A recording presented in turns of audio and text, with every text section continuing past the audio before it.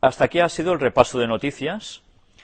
Ahora vamos a entrar en la temática de los antediluvianos, la cuarta parte, y vamos a seguir por donde lo dejamos la anterior vez. Ya sabéis que la anterior vez estuvimos leyendo mucho los escritos de Ellen White. Vamos a seguir con ellos. He decidido no leer todos los que hay hablando del tema porque se haría demasiado largo. Vamos a hacer una selección de ellos, pero a pesar de todo no he querido suprimir ningún punto de los que allí aparecen escritos por si alguien quiere leerlo en su casa, porque no dejan de ser, bueno, más que interesantes. Pero para ganar tiempo vamos a hablar precisamente solo en ciertos puntos que veréis marcados en rojo. Si hoy podemos, terminaremos con esa lectura de esas citas de Ellen White. Veréis que a medida que van avanzando cada vez son más interesantes, porque nos da detalles de cómo vivían esos antediluvianos. Pero me voy a reservar dos citas de Ellen White, que son las citas de la polémica, pero que van a ser la clave para terminar de entender lo que después presentaremos como pruebas de todo esto. Por lo cual he de pediros paciencia y he de pediros también que tengáis presente que va a haber una continuación de esta conferencia, y quizás no una, sino quizás dos. Hablamos también del arco iris, lo recordáis, ¿verdad?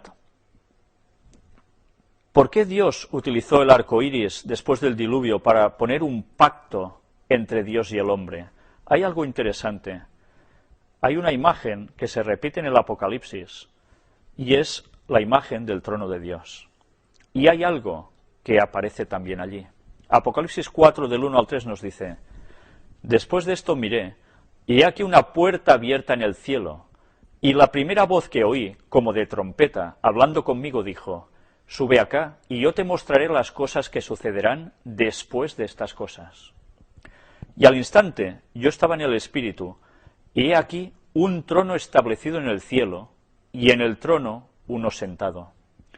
Y el aspecto del que estaba sentado, era semejante a piedra de jaspe y de cornalina, y había alrededor del trono un arco iris, semejante en aspecto a la esmeralda.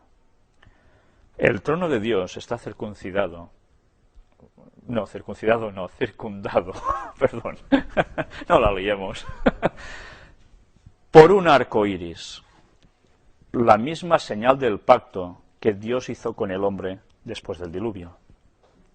La imagen nos remonta al pasado de la humanidad y nos sigue diciendo que Dios sigue manteniendo ese pacto para siempre. Curiosamente, no sé si os dais cuenta también, una vez más, del personaje que está sentado en el trono. ¿Cuántas veces hemos visto la imagen del Papa sentado en un trono, ¿no?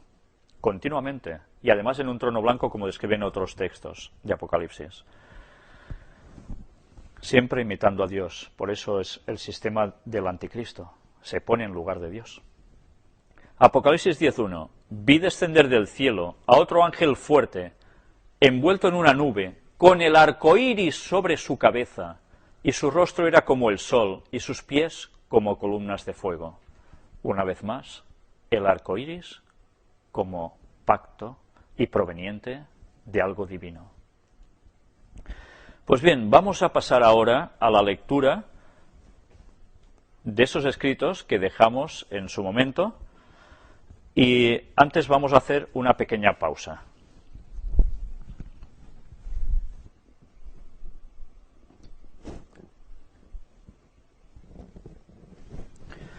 Vamos a reanudar el tema y vamos a empezar leyendo un par de citas que nos van a determinar algo que mucha gente, no sé si se ha preguntado, yo sí personalmente, y que aquí vais a encontrar la respuesta.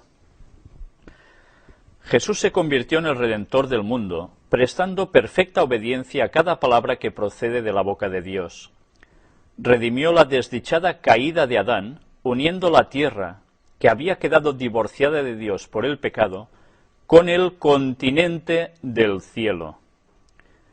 No comentó nada. Sigamos con la otra que viene después. Aunque la tierra fue cercenada del continente del cielo y alejada de su comunión, Jesús la ha reunido otra vez con la esfera de gloria. Sí podemos comentar que Jesús, gracias a él, la raza humana puede volver a estar unida con Dios. Pero hay un detalle aquí muy interesante que se repite en las dos citas y que os remito a la nota que aparece en pie de página sobre algo que dice continente del cielo. ¿Qué es continente del cielo?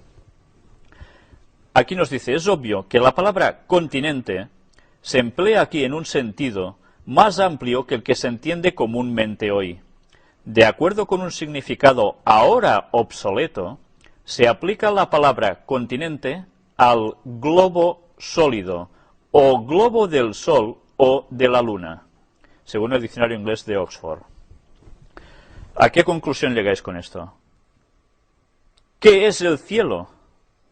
¿Es una nube que está paseándose por algún lugar del universo? Como a veces nos lo pintan, así, una cosa tan volátil. El cielo es un globo. Y un globo es redondo. Por tanto, el cielo es un lugar, como podríamos decir, Tierra, el planeta Tierra o el planeta Venus, es un planeta, es esférico. Interesante, ¿eh? Por eso, con el tema de Orión, cuando presentamos el tema de Orión, que nosotros iremos hacia allá, vamos a ir a un lugar definido, no a un lugar etéreo, volátil, sino que eso está localizado como un planeta. Eso es el cielo. Sigamos leyendo más abajo. Dios retuvo por un tiempo la plena ejecución de la sentencia de muerte pronunciada sobre el hombre. Satanás se lisonjeaba de que para siempre había roto el vínculo entre el cielo y la tierra, pero en esto estaba grandemente equivocado y quedaría chasqueado. El Padre había puesto el mundo en las manos de su Hijo para que lo redimiera de la maldición y la ignominia del fracaso y la caída de Adán. Por tanto, Satanás no iba a triunfar. Se creía que iba a triunfar al hacer caer el hombre. Jesús puso el remedio. Toda la naturaleza está perturbada, pues Dios impidió que la tierra cumpliera el propósito que originalmente le había designado. No haya paz para los impíos, dice el Señor. La maldición de Dios está sobre toda la creación. Cada año se hace sentir más decididamente. Y es cierto, así lo estamos notando. Debido a la desobediencia, se pronunció la primera maldición sobre la posteridad de Adán y sobre la tierra. La segunda maldición vino sobre la tierra después de que Caín asesinó a su hermano Abel. La tercera y la más espantosa maldición de Dios vino sobre la tierra con el diluvio. La tierra ha sentido la maldición cada vez más pesadamente. Antes del diluvio, la primera hoja que cayó y fue hallada sobre el terreno causó gran dolor a los que temían a Dios, porque antes no caían las hojas. Fue consecuencia del pecado. Se lamentaron por eso como nos lamentamos por la pérdida de un querido amigo. En la hoja marchita podían ver una evidencia de la maldición y la decadencia de la naturaleza. ¿Cómo cambió todo? El pecado del hombre ha traído un resultado seguro: decadencia, deformidad y muerte. Hoy día todo el mundo está manchado, corrompido, afectado de una enfermedad mortal. La tierra gime bajo la continua transgresión de sus habitantes.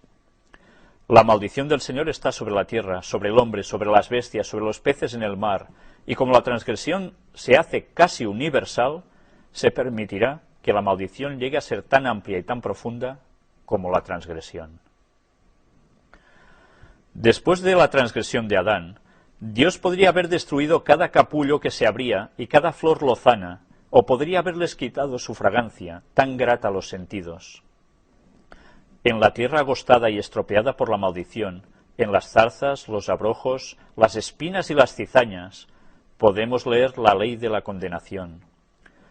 Pero en el delicado color y perfume de las flores, podemos saber que Dios todavía nos ama, que su misericordia no se ha retirado totalmente de la tierra. La tierra produjo espinas, cardos, cizaña, pero Dios fue benevolente y permitió que aún las flores, esos perfumes, esas bellezas, aún perduraran. Su misericordia aún nos acompaña a pesar de todo.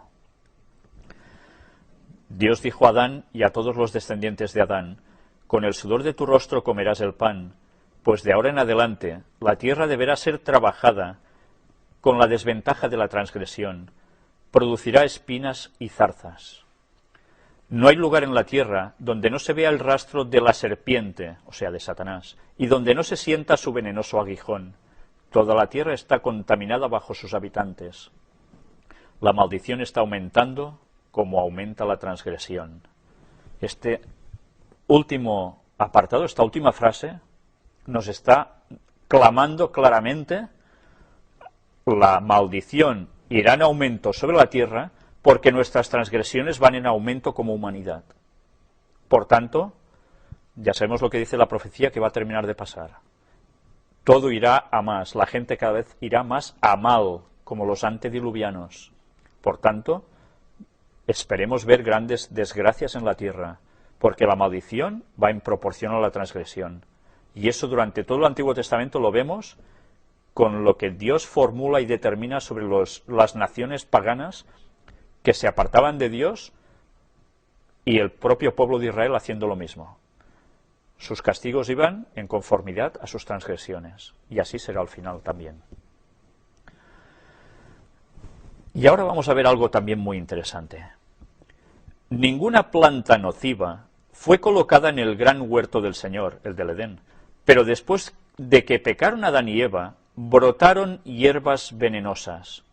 En la parábola del sembrador se le hizo una pregunta al amo: ¿no sembraste buena semilla en tu campo? ¿De dónde pues tiene cizaña?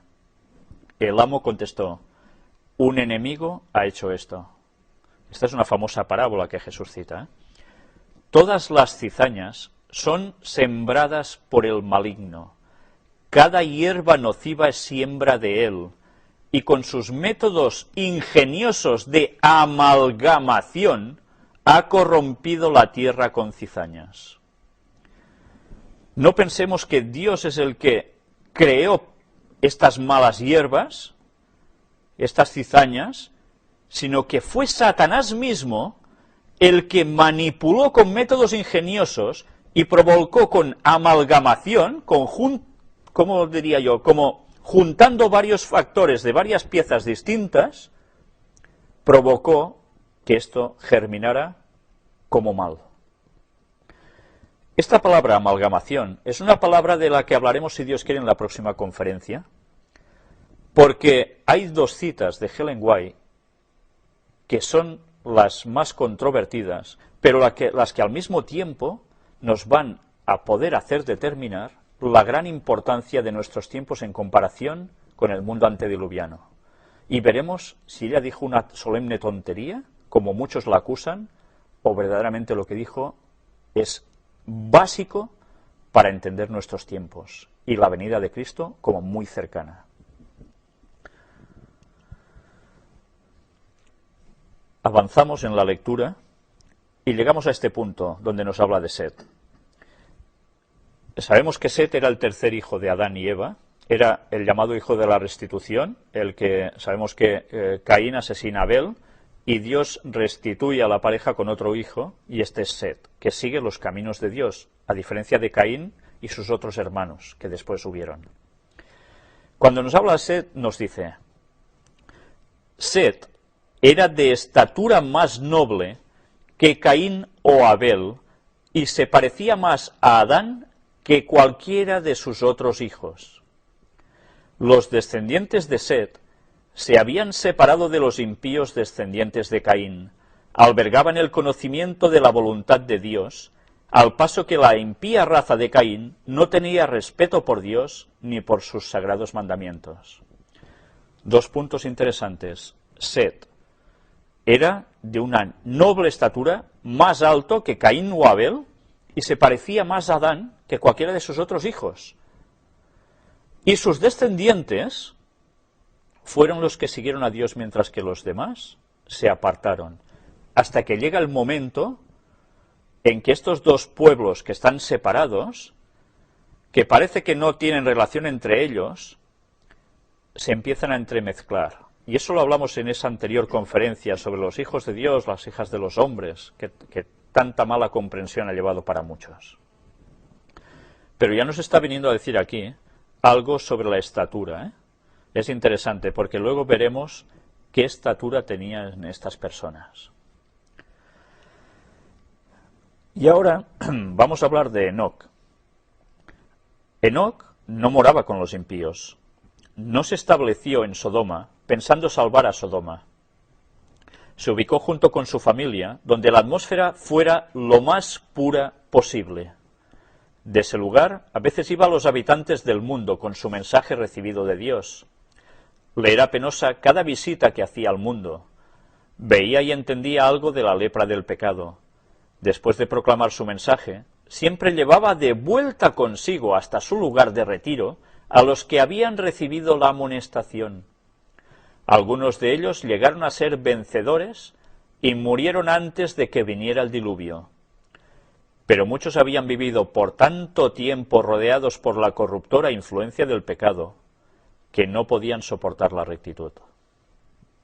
Esto es sumamente interesante. Este señor, Enoc, no vivía en los lugares concentrados como todo el mundo, vivía más aislado. Y iba a la ciudad, iba a los lugares donde había esta gente a predicar. Si alguno reaccionaba, algunos se iban con él. Y allí seguían un camino de rectitud, a diferencia del resto del populacho que estaba haciendo todo lo malo y que se concentraban, se apiñaban. Unos murieron antes del diluvio, pero como vencedores, serán salvos. Pero muchos otros ya no quisieron estar con él debido precisamente a esa cantidad de tiempo tan grande que habían estado viviendo entre la corrupción. Cuando nosotros se nos insta a ir a vivir al campo, a alejarnos de las ciudades, es por esto mismo. Si no aprendemos la lección del pasado antes del diluvio, vamos a sucumbir de la misma forma en el momento final. Si podemos, no vivamos en las grandes ciudades. Si el ser humano hubiera cooperado con Dios, no hubiera habido adoradores a la manera de Caín. Ya sabéis que Caín ofreció algo en holocausto que no correspondía, ofreció frutas. Eso no lo había pedido Dios. Si hubiera seguido el ejemplo de la obediencia de Abel, la humanidad habría podido cumplir la voluntad de Dios. Podrían haber obedecido su ley, y al obedecer habrían encontrado la salvación. Dios y el universo celestial los habrían ayudado a retener la semejanza divina. Se habría preservado la longevidad y Dios se habría deleitado en la obra de sus manos. Nos está dando aquí unos detalles importantes que hemos ido viendo en las anteriores charlas. Primero de todo, Caín se aparta de la voluntad de Dios porque quiere ofrecer, sí, lo mejor de su huerto, pero que nada tiene que ver con lo que le ha pedido Dios. Su autosuficiencia. Dios pidió un cordero, símbolo de la muerte que tendría que pasar Cristo siendo inocente, sin tener ninguna culpa ni nada que ver con el pecado, para que el ser humano pudiese ser salvo, para restituir la relación del hombre caído a la santidad con Dios. Ese abismo que se abrió a través del pecado. No se hizo caso. Y al no hacerse caso, ¿qué pasó? La longevidad, los años que llegaban a vivir esta gente, podía haber sido más, fue a menos. Y no solo esto, sino que retener la semejanza divina en nuestro aspecto y en nuestra mente también se deterioraba. Y eso es lo que fue aconteciendo. Es curioso, ¿eh? La evolución pinta extrañamente todo al revés. Que de ser nada pasamos a ser, oh, qué bonitos somos ahora, qué perfectos. El relato nos dice todo lo contrario. De ser perfectos estamos pasando a ser unos birrias, física y mentalmente. Y es como consecuencia de todo esto. Dios les concedió 120 años de tiempo de gracia y durante ese tiempo les predicó mediante Matusalén, Noé y muchos otros de sus siervos, si hubieran prestado atención al testimonio de esos fieles testigos, si se hubieran arrepentido y retornado a su lealtad, Dios no los hubiera destruido. La misericordia de Dios. Pero no lo hicieron, ¿verdad? Y así terminaron. ¿Qué va a pasar en el futuro? En el futuro tan cercano. Dios resolvió purificar el mundo con un diluvio, pero su misericordia y amor dio a los antediluvianos un tiempo de gracia de 120 años. Durante ese tiempo, mientras se estaba construyendo el arca, las voces de Noé, Matusalén y muchos otros se oyeron en forma de amonestación y súplica, y cada golpe dado en el arca era un mensaje de amonestación. Cada martillazo que se daba allí era como decir, ¿a qué esperáis a reaccionar? Y ni así muchos hicieron caso. Durante 120 años Noé proclamó el mensaje de amonestación al mundo antediluviano, pero solo unos pocos se arrepintieron. Algunos de los carpinteros que empleó para la construcción del arca creyeron el mensaje, pero murieron antes del diluvio. Otros de los conversos de Noé apostataron. Es interesante ver cómo gente que trabajó para él, para la construcción de esa magnífica, enorme embarcación, se convirtieron al mensaje de Noé y murieron antes. Dios tuvo misericordia de ellos. Porque morir no significa algo malo, si esa persona después recibirá la paga de Dios de la eternidad. Pero muchos otros apostataron, no aguantaron. ¿Qué está pasando actualmente con el que se dice pueblo de Dios, con la gente que se convierte al Evangelio? ¿Cuántos no llegan a apostatar? Se apartan. Porque la presión del mundo, lo que nos ofrece Satanás, parece tan atrayente, ¿verdad? Pero peor va a ser dentro de poco, cuando el zarandeo vaya mucho más de lo que está ahora, y mucha gente de iglesia, creyentes, dejen de seguir a Dios por todo lo que vendrá. Y estamos hablando especialmente de los guardadores del sábado, que no podrán resistir la presión y cederán por el qué dirán, por, uy, si yo sigo esto voy a ser algo raro, me van a perseguir, me van a... Pues bien, la prueba va a ser muy dura, ya podemos empezar a prepararnos. Aquí se cita Judas 14 y 15, las palabras de Enoc, que hablaba de Jesús en su retorno, en la segunda venida, cuando ya sabemos que Enoc era un antediluviano, Jesús aún no había ni nacido y él ya pregonaba la segunda venida de Jesús. El sermón predicado por Enoc y su traslación al cielo fueron un argumento convincente para todos los que vivían en el tiempo de Enoc. Fueron un argumento que Matusalén y Noé podían usar con poder para mostrar que los justos podían ser trasladados. Todo el mundo sabía que Enoc desapareció, se lo llevó Dios, no vio la muerte. Eso era un símbolo de algo que va a acontecer también al fin del tiempo.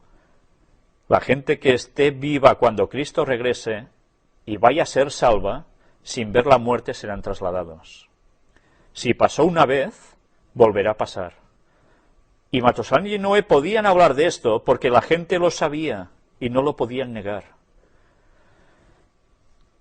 Los que creyeron cuando Noé comenzó a construir el arca, perdieron su fe al asociarse con incrédulos que les despertaron todas las viejas pasiones de diversión y pompa. ¿No estamos viendo ahora lo mismo? ¿Cuántos jóvenes se apartan de la iglesia? ¿Cuántas personas adultas por diversiones, por placeres, por pompas? La historia, como dice Salomón, no hay nada nuevo debajo del sol. Siempre se repite. El hombre tenemos las mismas tendencias de siempre. Y ahora vamos a leer una serie de párrafos que para mí son determinantes para que comprendamos la grandeza de lo que esas personas, de esa civilización, llegó a ser justo en esos tiempos antes del diluvio. Veremos si eran como primates que daban golpes a un hueso y demás. Vamos a verlo. En el diluvio perecieron mayores creaciones del arte y del ingenio humanos que las que conoce el mundo de hoy día. Las artes destruidas fueron mayores que las alardeadas artes actuales. Eran gente de poca capacidad, ¿verdad? Ya lo veis. Hicieron cosas impresionantes que nos superan a todo lo mejor que tenemos como humanidad ahora. ¿Cómo obtuvo el ser humano su conocimiento que lo llevó a la inventiva del Señor? Estudiando la formación y hábitos de diferentes animales. Cada animal es un libro de texto, y del uso que dan a su cuerpo y a las armas de que están provistos, la humanidad ha aprendido a hacer aparatos de múltiple funcionamiento. Si la gente pudiera saber cuántas artes se han perdido para nuestro mundo, no hablaría tan suelta de lengua de las edades oscuras. Si se pudiera haber visto cómo obró una vez Dios mediante sus súbditos humanos, se hablaría con menos desprecio de las artes del mundo antediluviano. Ya lo sabéis que algunos inventos se han hecho basándose en ver el comportamiento de los animales, el funcionamiento, por decirlo de algún modo, mecánico que ellos tienen, y se ha hecho una copia con otros materiales, evidentemente, y con esto se han hecho grandes progresos. Pues esto ya lo hacían los antediluvianos, pero a toda certeza les sacaba mucho más jugo de lo que nosotros se lo sacamos ahora, y pudieron hacer grandes cosas.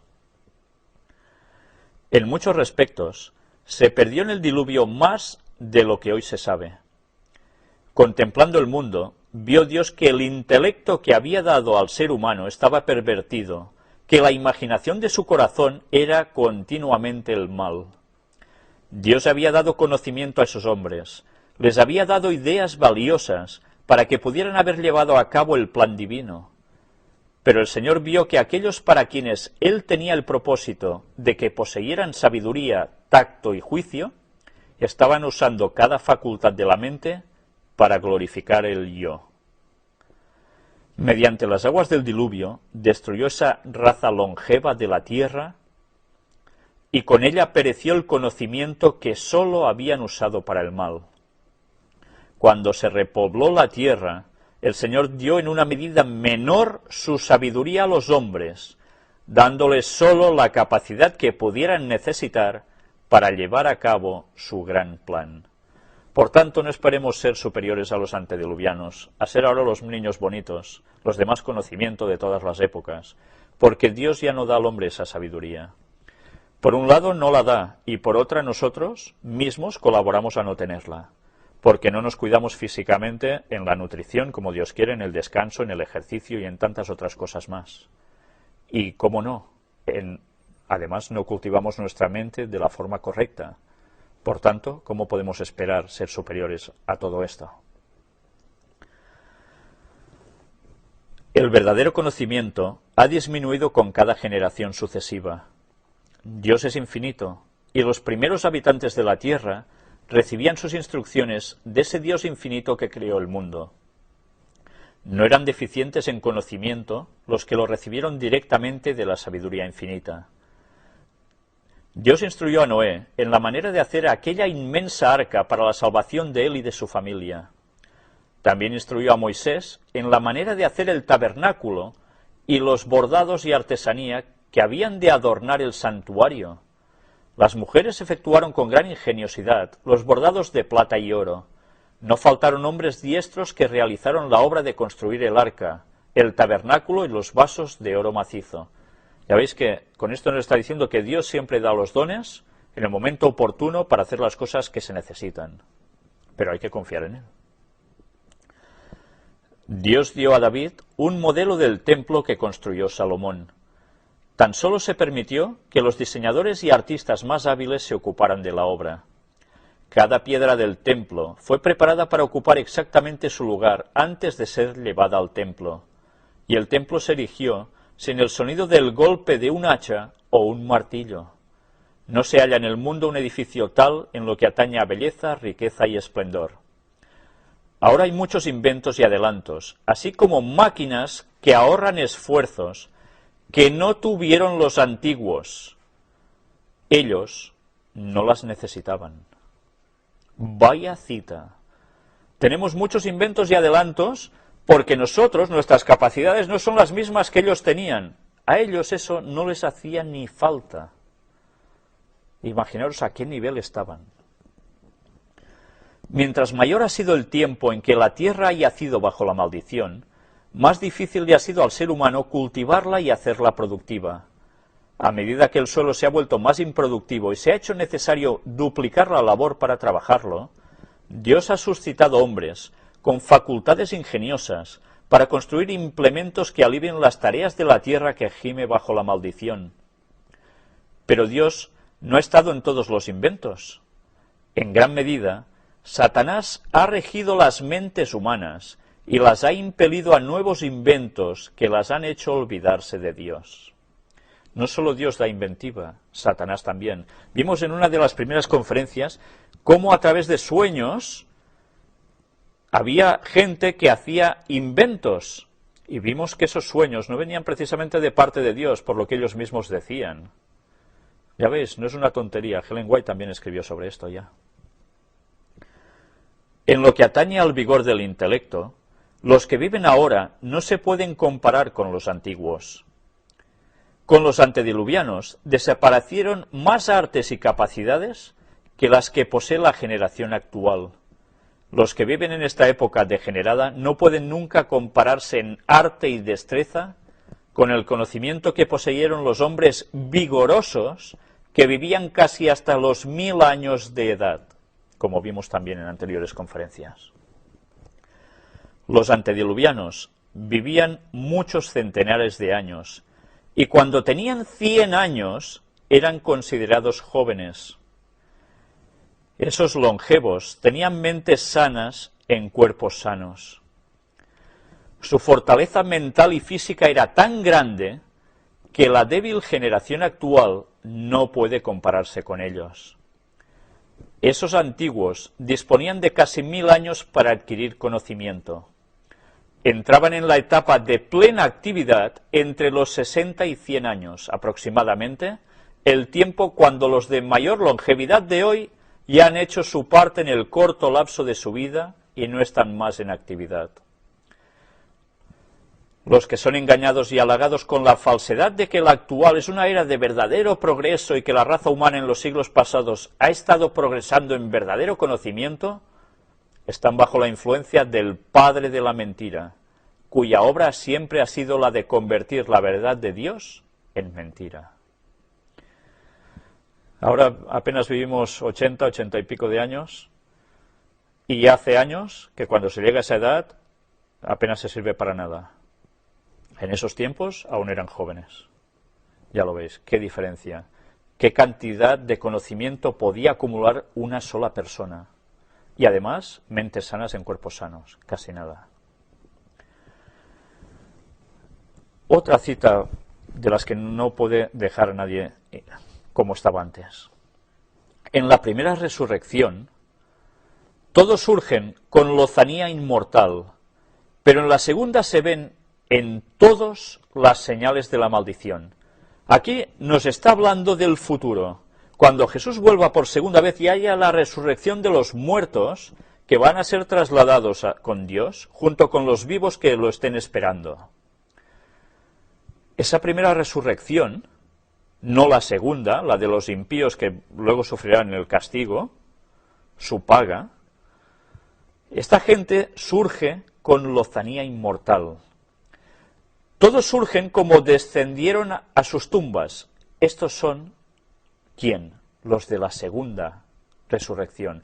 Unos resurgen con lozanía y los otros, los que no van a ser salvos, cuando resuciten también para recibir su paga, surgen de la tumba tal como surgieron, como se fueron a ella. Vaya espectáculo, ¿eh? Qué diferencia entre unos y otros. Los que vivieron antes del diluvio salen con su estatura gigantesca, más del doble de la altura de los hombres que ahora viven en la tierra, y son bien proporcionados. Las generaciones posteriores al diluvio fueron de una estatura menor. Serán más del doble, nos está hablando de personas de aproximadamente 3,5 metros largos, rozando hacia los 4. Eran gigantes, no eran como somos nosotros ahora. Quizás luego veremos algún detalle más sobre esto. Pero tengamos presentes que la estatura de estas personas era tan grande porque estaban salidos de la mano de Dios. Luego, con la entrada del pecado, la cosa va cambiando y se va degenerando. Vamos a ver luego, en asunto de pruebas arqueológicas, algo que a más de uno le va a sorprender. Tenemos la historia de los antediluvianos y de las ciudades de la llanura, cuyo curso de conducta degeneró de liviandad y frivolidad en pecados envilecedores que hicieron descender la ira de Dios en una destrucción espantosísima, a fin de eliminar de la tierra la maldición de su contaminadora influencia. La propensión y la pasión sobrepujaron la razón. El yo era su Dios, y el conocimiento del Altísimo casi quedó raído por la complacencia egoísta de corruptas pasiones. Bien, yo no sé si veis mucha diferencia con lo que está pasando actualmente, ¿eh? ¿Estáis haciendo la similitud entre lo de antes y lo de ahora? El pecado de los antediluvianos consistió en pervertir lo que era lícito en sí mismo.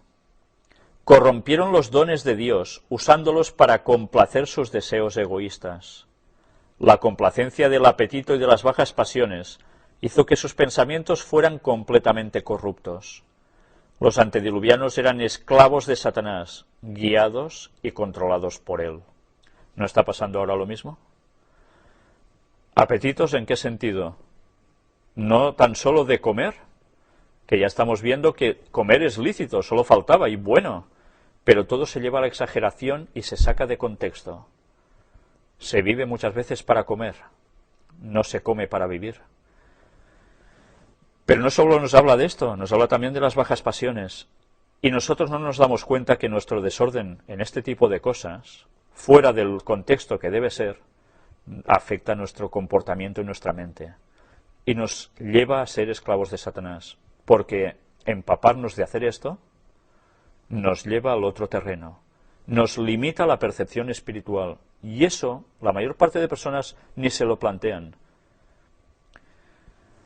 Los habitantes del mundo de Noé fueron destruidos porque se corrompieron debido a la complacencia del apetito pervertido.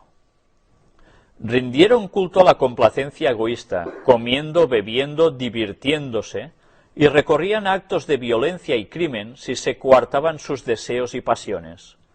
Que yo no puedo no sé qué, ¡pam!, se cargaban al que sea. En los días de Noé, la abrumadora mayoría se oponía a la verdad y estaba prendada de una trama de falsedades. La tierra estaba llena de violencia. Guerra, crimen, asesinato estaban a la orden del día. Así también será antes de la segunda venida de Cristo. ¿Cómo está el mundo ahora? ¿No es el mismo reflejo, acaso? Pues si ahora lo que hemos leído hasta aquí es la forma de proceder de la humanidad de antes, viendo cómo está clavado con la de ahora, iremos viendo alguna otra cita que nos va a demostrar que Cristo está más cerca de lo que nos pensamos. Antes de la destrucción del mundo antiguo por un diluvio, había hombres talentosos, hombres que poseían habilidad y conocimiento, pero se corrompieron en sus pensamientos porque dejaron de lado a Dios en sus planes y consejos. Eran sabios en hacer lo que Dios nunca les había dicho que hicieran, sabios para hacer el mal. El Señor vio que su ejemplo sería deleiterio para los que nacieran después y tomó el asunto en sus manos. Durante 120 años les envió amonestaciones mediante su siervo Noé. Vaya paciencia. Pero usaron el tiempo de gracia que tan bondadosamente se les concedía para ridiculizar a Noé. Lo caricaturizaron y criticaron. Se rieron de él por su extraordinario fervor e intensa pasión manifestados al hablar de los castigos que él declaró que Dios llevaría a cabo con toda seguridad. Hablaban de la ciencia y de las leyes que rigen la naturaleza. Entonces tomaron a mofa las palabras de Noé, llamándolo loco fanático. ¿Os suena esto? Vosotros proclamad las verdades de Dios, y veréis si estas palabritas no os las aplican también hoy en día. Se terminó la paciencia de Dios, y dijo a Noé, he decidido el fin de todo ser. porque la tierra está llena de violencia a causa de ellos, y he aquí que yo los destruiré con la tierra. Esta fue la sentencia. Y ahora vamos a ver otra cita de estas impresionantes, de estas perlas que Ellen White suelta, y que nos van a hacer entender muchas cosas de lo que está sucediendo también ahora. Aquellos árboles majestuosos que Dios había hecho que crecieran en la tierra para beneficio de los habitantes del mundo antiguo, y que ellos habían usado para convertirlos en ídolos y para corromperse con ellos, Dios los ha reservado en la tierra en forma de carbón y petróleo, recordemos que eran enormes, no como ahora, para usarlos como instrumentos de la destrucción final de ellos. ¿Qué dice aquí? Que Dios va a utilizar el carbón y el petróleo que hay en la tierra para destruir también a la humanidad. No solo va a ser fuego del poder de Dios que viene como tal, sino que va a ser utilizado el carbón y el petróleo en el momento final. Cuando Jesús viene por segunda vez, la gente muere que no ha aceptado a Dios como su Salvador. Esta gente morirá por el resplandor de la venida de Dios.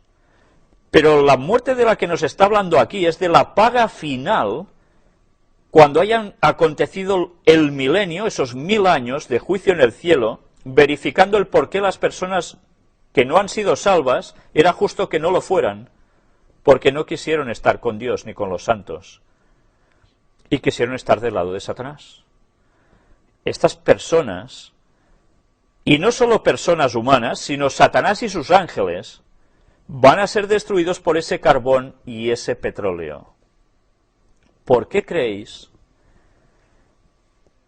que el mundo se mueve por el petróleo? ¿Por qué creéis que Satanás, que no es tonto y que sabe que tiene que ser destruido por esto inflamado, está haciendo que el petróleo sea la causa de que todo el mundo se mueve por él? Porque quiere sacar todo el que pueda de allí, por eso los métodos se van perfeccionando. Mientras, ¿qué pasa? La gente se enriquece, les da el dinero para que tengan placer por el control del petróleo, y él mientras lo que pretende es que el petróleo y el carbón se consuman para así no ser aniquilado de esta forma. ¿Entendéis el juego de Satanás? Es realmente impresionante, ¿eh?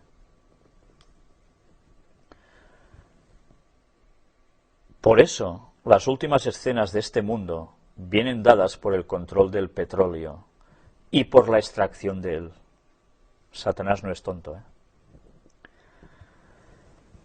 Así como hizo salir las aguas que estaban dentro de la tierra en el tiempo del diluvio, como armas de su arsenal para realizar la destrucción de la raza antediluviana, el agua que surge del suelo fue la que también inundó el planeta, no solo la que cayó de arriba. Así también, al fin de los 1000 años, hará salir los fuegos que están dentro de la tierra con sus armas que ha reservado para la destrucción final, no sólo de las generaciones sucesivas del diluvio en adelante, sino de la raza antediluviana que pereció con el diluvio. Todos van a perecer así, antediluvianos y postdiluvianos. Fue Cristo el que mantuvo a salvo el arca en medio de las rugientes e hirvientes olas, porque los que estaban dentro de ella tenían fe en ser preservados por el poder de él. Rugientes e hirvientes olas. Hirvientes quiere decir que eran agua muy caliente, y no todo era agua. Si todo salía de abajo, hemos visto en otras citas que lo que salía también era lava. Todo hervía. Casi nada, ¿eh? Del mismo modo que antes Cristo preservó a su remanente, a ese residuo que lo quiso seguir, va a hacer lo mismo en el fin del tiempo. Su mano estará con nosotros. Y otra cita interesante. Fueron destruidos los bellos árboles y arbustos que dan flores. Sin embargo, Noé preservó semillas y las llevó consigo al arca, y Dios, por su poder milagroso, preservó vivas unas pocas de las diferentes clases de árboles y arbustos para las generaciones futuras. Poco después del diluvio, árboles y plantas parecían brotar de las mismas rocas. En la providencia de Dios, algunas semillas fueron esparcidas y llevadas a las hendiduras de las rocas, y allí fueron ocultadas con seguridad para el uso futuro del hombre. Dios destruye el planeta, pero vemos como la misericordia de Él sigue estando con el hombre. Y gracias a hacer eso, resurgió una vez más la vegetación. Pero ya veis, Noé también se llevó cosas al arca, en este caso semillas. Arcilla y cal, que Dios había esparcido en el fondo de los mares, fueron elevados y arrojados de acá para allá. Eso fue en las escenas del diluvio. Todo esto también sucedió al mismo tiempo. Un vasto y turbio mar y lodo blando se hicieron presentes cuando las aguas comenzaron a descender. El fortísimo viento que ayudó a secar la tierra impulsó el agua con gran fuerza, de modo que en algunos casos fueron derribadas las cumbres de las montañas. Y ahora ya podemos empezar a entender algunas extrañas formas de más de una montaña. Toda la superficie de la tierra fue cambiada por el diluvio. Y en otro libro suyo, en Testimonios para los Ministros, nos dice: en este siglo, que se jacta de sus luces, la Iglesia cristiana enfrenta un mundo que yace en las tinieblas de la medianoche, casi totalmente entregado a la idolatría. Un desprecio casi universal por la ley de Jehová está asemejando rápidamente al mundo a las ciudades de Sodoma y Gomorra. Como en los días anteriores al diluvio, la violencia llena la tierra. Y atención a lo que dice aquí: los juegos de azar y el robo están llegando a ser males comunes. ¿Qué son los juegos de azar? Es muy fácil, ¿verdad? ¿Qué es lo que más está abundando ahora y en lo que la gente se gasta el dinero para intentar conseguir rédito de ese poco dinero que invierte en algo? Loterías y apuestas. Juegos de azar. ¿Para qué? ¿Para hacerse rico? ¿Y qué? ¿Y qué con la riqueza? Todo esto hace que la gente ambicione más y no se dé cuenta de que su tesoro debería estar en el cielo y no aquí en la tierra donde, como dijo Jesús, polilla y orín corrompen. Y eso que antes fue juegos de azar y robo es lo que está aconteciendo ahora. ¿No vemos que cada vez hay más robos? En los medios de comunicación se nos está diciendo continuamente. ¿No vemos además cómo proliferan los juegos de azar, las loterías y demás? Y cuponcitos de ciegos y cuponcitos de no sé qué y cuponcitos de no sé cuánto, y rasca y gana. Pues bien, es copia de lo que ya había acontecido antes, ¿eh? Siempre nos movemos igual. Pero aún hay más. El uso de licores embriagantes está aumentando. Muchos que han seguido su propia voluntad no santificada tratarán de poner fin a su vida por el suicidio. Y los suicidios están creciendo en una proporción tremenda últimamente. La iniquidad y el crimen de toda clase se hallan en las altas esferas de la tierra, y los que consienten en estos errores están tratando de proteger del castigo a los culpables. Ni la centésima parte de la corrupción que existe es expuesta al mundo. Poco se conoce de la crueldad que hay en la tierra.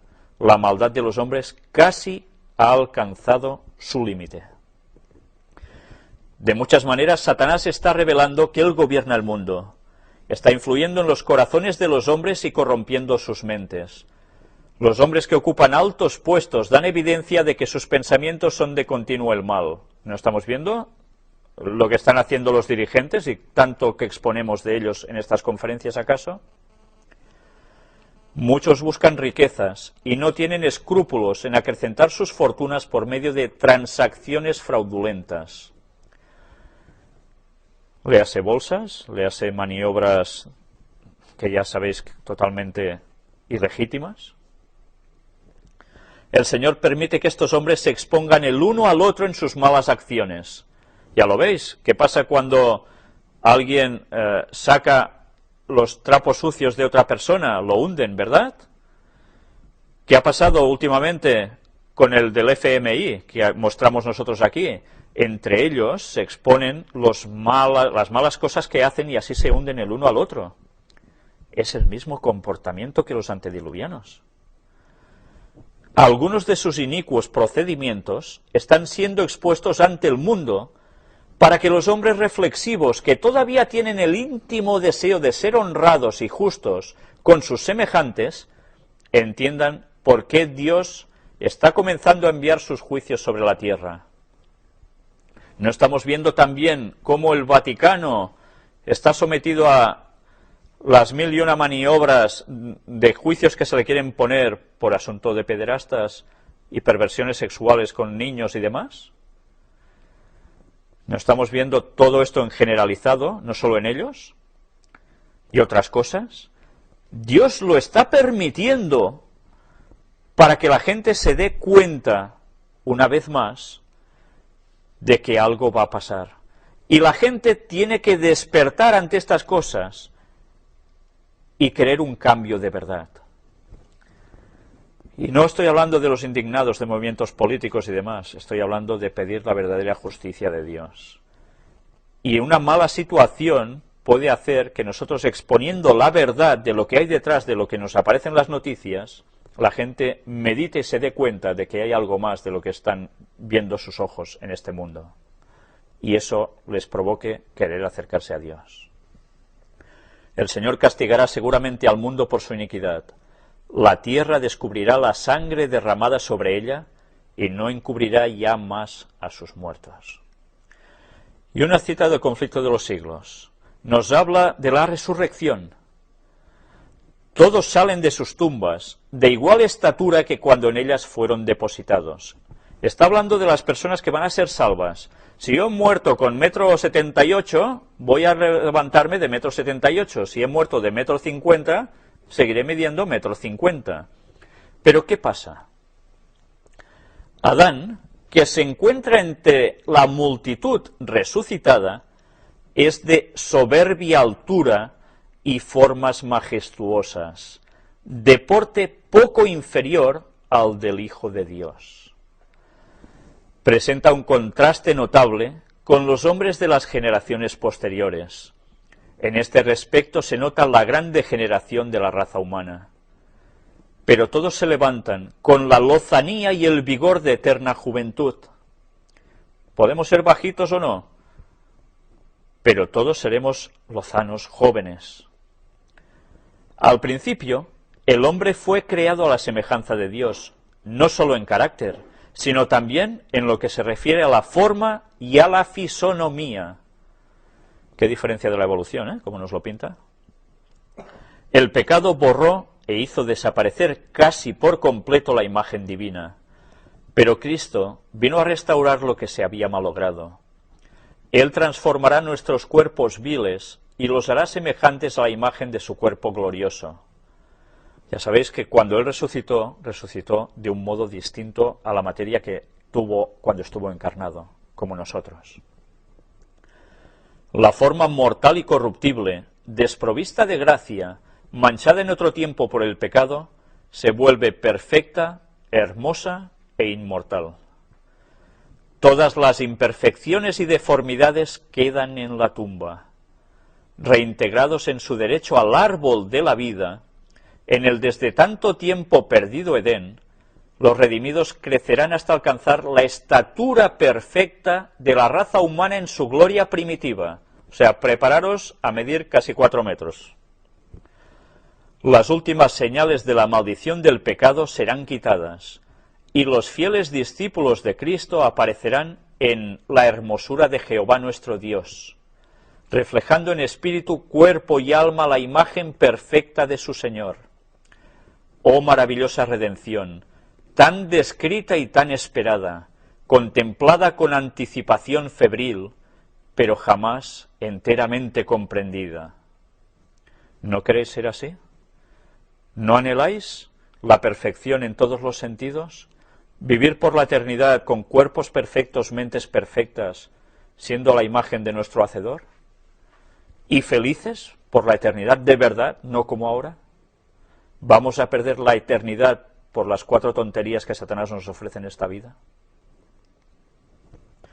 En su libro Maranata, El Señor viene, vamos a ver una cita también bastante interesante. Hay un texto que dice: al que venciere, le daré a comer del árbol de la vida, el cual está en medio del paraíso de Dios. Esto aparece en Apocalipsis 2:7, nos habla del que venciere en esta vida, Cuando todo haya terminado, Dios nos va a dar de comer otra vez de ese árbol de la vida. El huerto del Edén permaneció en la tierra mucho tiempo después que el hombre fuera expulsado de sus agradables senderos. Se cita Génesis 4:16. Durante mucho tiempo después, se le permitió a la raza caída contemplar de lejos el hogar de su inocencia, cuya entrada estaba vedada por los vigilantes ángeles. En la puerta del paraíso, custodiada por querubines, se revelaba la gloria divina. Allí iban Adán y sus hijos a adorar a Dios.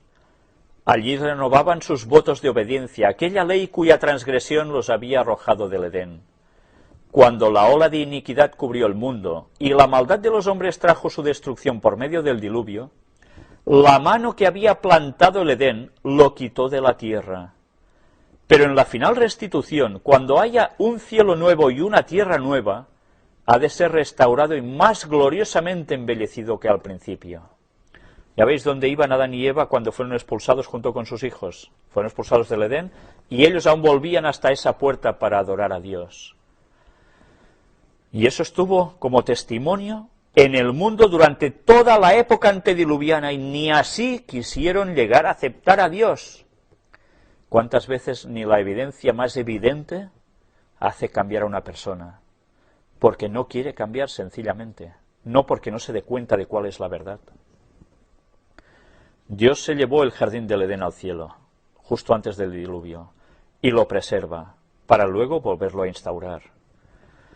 Entonces los que hayan guardado los mandamientos de Dios, los 10, incluido el sábado, respirarán llenos de inmortal vigor bajo el árbol de la vida, y al través de las edades sin fin, los habitantes de los mundos sin pecado contemplarán en aquel huerto de delicias un modelo de la perfecta obra de la creación de Dios, incólume de la maldición del pecado, una muestra de lo que toda la tierra hubiera llegado a ser si el hombre hubiera cumplido el glorioso plan de Dios.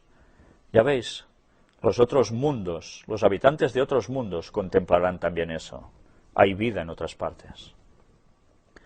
Pero tranquilos, no vienen a vernos aquí, Adán es restaurado a su primitiva soberanía.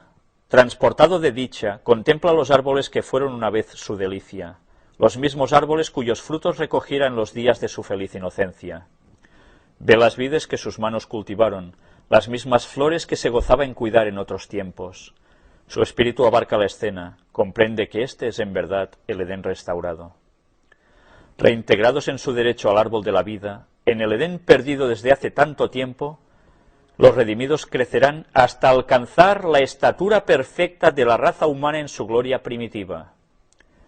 Las últimas señales de la maldición del pecado serán quitadas, y los fieles discípulos de Cristo aparecerán en la hermosura de Jehová nuestro Dios. ¿Qué sentirá Adán cuando pueda volver a tener todo esto entre sus manos? ¿Y qué veremos nosotros en todo esto que nos va a dejar tan perplejos y que gracias a ello obtendremos la eternidad? Lucas 17, del 26 al 30, nos dice: como fue en los días de Noé, así también será en los días del Hijo del Hombre. Comían, bebían, se casaban y se daban en casamiento hasta el día en que entró Noé en el arca y vino el diluvio y los destruyó a todos. Asimismo, como sucedió en los días de Lot, comían, bebían, compraban, vendían, plantaban, edificaban. Mas el día en que Lot salió de Sodoma, llovió del cielo fuego y azufre y los destruyó a todos. Así será el día en que el Hijo del Hombre se manifieste. Vimos como evidencias el relato de Ron Wyatt, el arqueólogo, que encontró las pruebas de fuego y azufre en Sodoma y Gomorra, en esas ciudades de la planicie.